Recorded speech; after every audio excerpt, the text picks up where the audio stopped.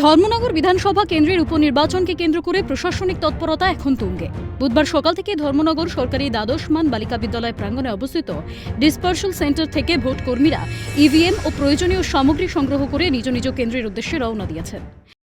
আমাদের এই 56 ধর্মনগর বিধানসভার যে বাই ইলেকশন চলছে তাতে আমাদের আগামীকালকে ভোট যেরকম সবাইকে জানানো হয়েছে।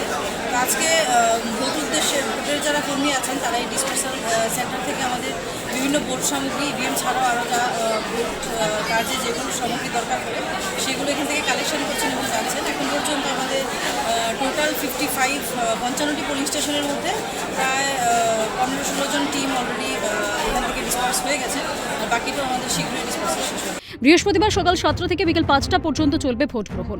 এবারে নির্বাচনে মোট 46,183 জন ভোটার তাদের ভোটাধিকার প্রয়োগ করবেন। মোট 55টি পোলিং স্টেশনের মধ্যে 11টি মডেল বুথ এবং 11টি সম্পূর্ণ মহিলা পরিচালিত বুথ তৈরি করা হয়েছে। সুষ্ঠু ও শান্তিপূর্ণ নির্বাচন নিশ্চিত করতে নিরাপত্তা ব্যবস্থায় কোনো ফাঁক রাখছে না প্রশাসন। আমাদের প্রত্যেকটা পুলিশ স্টেশনে সিএপিএফ তো থাকছেই, তাছাড়াও আমাদের সেক্টর অফিসারদের সঙ্গে সিকিউরিটি থাকছে। তাছাড়া আমাদের পুলিশ প্রশাসনের তরফ থেকে প্রতি 2টা সেক্টরে একটা ক্লাস্টার ফর্ম করা হয়েছে। তো সেই ক্লাস্টারগুলো কনস্ট্যান্ট মুভমেন্টে থাকবে। ক্লাস্টারে সিএপিএফও থাকছেন, সিএপিএফের কোম্পানি কমান্ডার যারা আছেন ওনারা মুভমেন্টে থাকছেন এবং এই ক্লাস্টারগুলোতে মিনিমাম 12 জন টিএসআর, সিএপিএফ প্লাস একজন মিনিমাম ডিএসপি র্যাঙ্কের একজন সিনিয়র অফিসার থাকছেন।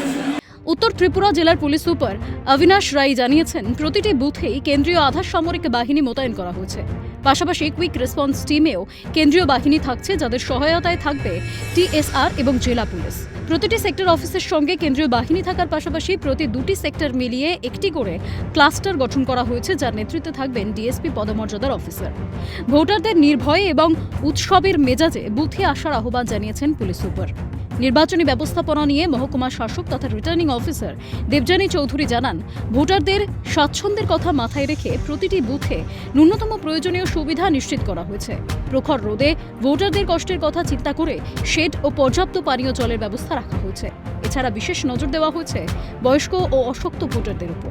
তাদের সহায়তায় বুথে স্বেচ্ছাসেবক থাকবেন। বুথের 100 মিটারের বাইরে ভোটারদের মোবাইল ফোন জমা রাখার জন্য বিশেষ কাউন্টার খোলা হয়েছে। অবাধ ও নিরপেক্ষ নির্বাচনের লক্ষ্যে নির্বাচন কমিশন ও স্থানীয় প্রশাসন সমস্ত প্রস্তুতি সম্পন্ন করেছে। ত্রিপুরা থেকে দেবাশিস বসুর রিপোর্ট, সিএন ত্রিপুরা।